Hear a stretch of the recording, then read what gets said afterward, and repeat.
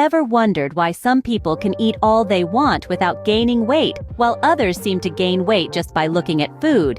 The answer lies in metabolism. Welcome to the fascinating world of metabolism, the intricate biochemical process where your body converts everything you eat and drink into the energy it needs to function.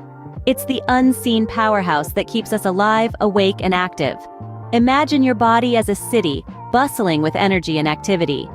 That energy, that spark of life, comes from metabolism. It's a complex network of chemical reactions that takes the food we eat, the proteins, fats, and carbohydrates, and transforms them into energy. This energy then powers everything we do, from the smallest blink of an eye to the most strenuous physical activity. But metabolism isn't just about creating energy. It's also about how our bodies use that energy to grow and repair cells, to respond to our environment, and to maintain a stable internal environment, a process known as homeostasis.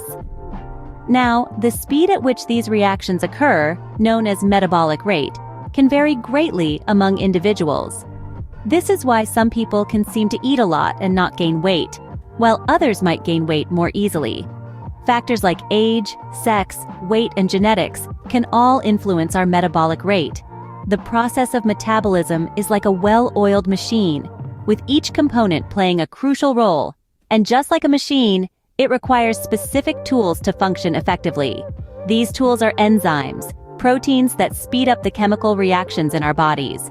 In the context of metabolism, enzymes are the unsung heroes, tirelessly working to ensure that every metabolic reaction occurs smoothly and efficiently.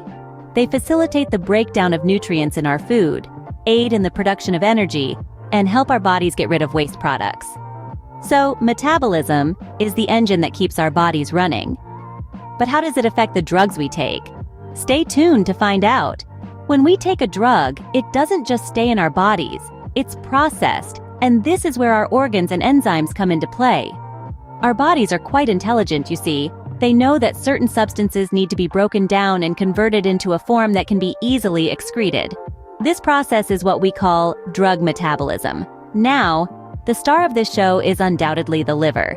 This organ is the primary site for drug metabolism. It's like a busy factory, where substances are constantly being processed and repackaged for removal. Within this factory, the liver, there are workers known as enzymes. Enzymes are proteins that speed up chemical reactions, in this case, breaking down the drugs. The most significant group of these enzymes is the cytochrome P450 family. These enzymes are like the foremen of our factory, overseeing the breakdown of a wide variety of drugs. However, the activity of these enzymes can be influenced by other substances. This brings us to two key terms: enzyme induction and enzyme inhibition. Enzyme induction sounds like a fancy term, right? Well, in reality, it simply means that the presence of a certain drug can increase the production of an enzyme. This could potentially lead to a faster breakdown of the drug, reducing its effectiveness. On the other hand, enzyme inhibition is when a drug reduces the activity of an enzyme. This can slow down the metabolism of a drug, leading to increased concentrations in the body and potentially more side effects. So, the interplay between our organs and enzymes is a finely tuned dance, ensuring that drugs are metabolized efficiently. Each drug has its own pathway, its own dance steps if you will, and this is determined by the organs and enzymes involved in its metabolism. So the liver and enzymes are the key players in drug metabolism. But what happens before a drug reaches the systemic circulation? Stay tuned to find out. The journey of a drug doesn't end after ingestion. In fact, it has to go through a process called first-pass metabolism. This is where the story of a drug truly begins. Picture this. A drug is absorbed into your system. It then travels to the liver via the portal vein. This is its first trip, or pass, through the liver, hence the term first-pass metabolism. Here, the liver, acting as the body's chemical processing plant, metabolizes the drug. Enzymes play a key role in this process, breaking down the drug into substances that are easier for the body to handle.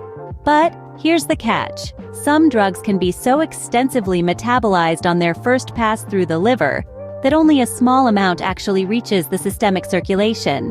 This is known as the drug's bioavailability. First-pass metabolism is a critical step in drug processing, but what happens after that? Stay tuned to find out. After the first pass, the drug undergoes further metabolism in two main phases. Think of it as a relay race where the baton, or in this case, the drug, is passed on from one phase to another. First up, we have phase 1, also known as the functionalization phase. Here, the drug is exposed to a series of chemical reactions such as oxidation, reduction, or hydrolysis. These reactions are facilitated by a group of enzymes called the cytochrome P450 enzymes. The goal of these reactions is to introduce or unmask a functional group on the drug molecule. This makes the drug more polar, in other words, more water-soluble. But why does that matter, you may ask? Well, this increased solubility makes it easier for the drug to be excreted from the body. Next, we pass the baton to phase 2, or the conjugation phase. This phase is all about tagging the drug for removal. The drug, now modified by phase 1, is combined with an endogenous substance like glucuronic acid, sulfuric acid, or glutathione. This process is known as conjugation. The result is a highly soluble, inactive metabolite that is ready for excretion. Now, it's important to note that not all drugs need to go through both phases. Some drugs can skip straight to phase 2, while others may only need phase 1. It all depends on the specific properties of the drug in question. So there you have it, the two main phases of drug metabolism: functionalization and conjugation. These phases ensure the drug is prepared for elimination. But did you know several factors can influence this process?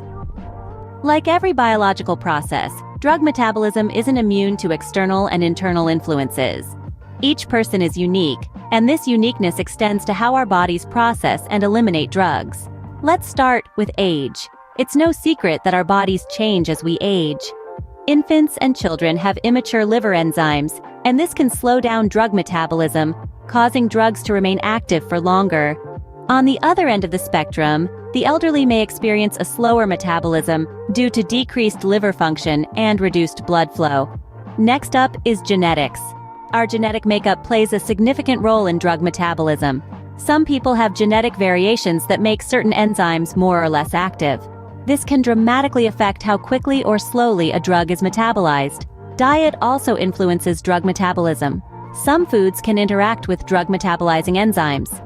For instance, grapefruit juice is notorious for inhibiting an enzyme known as CYP3A4, which is involved in the metabolism of many drugs. This can lead to higher drug levels in the body and increase the risk of side effects. Lastly, let's consider the concurrent use of other medications. When multiple drugs are taken together, they can interact in the body. One drug may inhibit or induce the metabolism of another, altering its effectiveness or toxicity. This is why it's crucial to consider all medications a person is taking when prescribing a new drug. To add another layer of complexity, factors like disease states, smoking, and even the time of day can also influence drug metabolism. In conclusion, drug metabolism is not a one-size-fits-all process. It's a complex interplay of many factors, and understanding these can help us predict how a drug will behave in the body. It's one of the reasons why personalized medicine is a growing field. By considering these factors, we can better tailor drug therapy to the individual, improving efficacy and minimizing side effects. Understanding these factors can help us predict how a drug will behave in the body. So, metabolism isn't just about weight gain or loss. It's a complex process with significant implications for drug processing. Throughout this journey, we've ventured into the intricate world of metabolism, shedding light on the essential organs and enzymes involved in drug metabolism. We've delved into the concept of first-pass metabolism, illuminating how it can significantly affect the bioavailability of a drug. We've also navigated through the phases of drug metabolism, where we've seen how the body transforms a drug into a more manageable form for elimination. Lastly, we examine the various factors that can influence drug metabolism, a crucial aspect for pharmacists in tailoring effective treatment plans. Understanding metabolism, particularly in relation to drugs, is not only fascinating but vital in the realm of pharmacology. It's a science that can inform treatment plans, potentially minimizing side effects and maximizing therapeutic benefits. Subscribe for more because you won't find me later. Remember, knowledge is power, and in pharmacology, it could mean the difference between effective treatment and unwanted side effects.